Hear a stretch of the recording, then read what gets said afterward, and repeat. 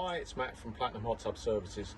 Thought I'd do a quick video today as we're out doing an insulation install on a customer's hot tub.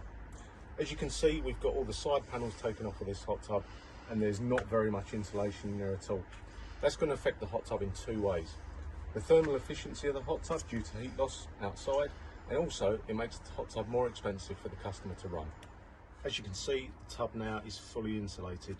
The blanket runs completely around the tub, but what we do is leave the pumps exposed, the spa pack, just in case we need to get some for any maintenance and stuff like that. One of the benefits of this insulation though is if you do get any problems with pipe work or anything like that, the blanket can be removed. We can repair the pipe work or do what we need to do and then refit as required.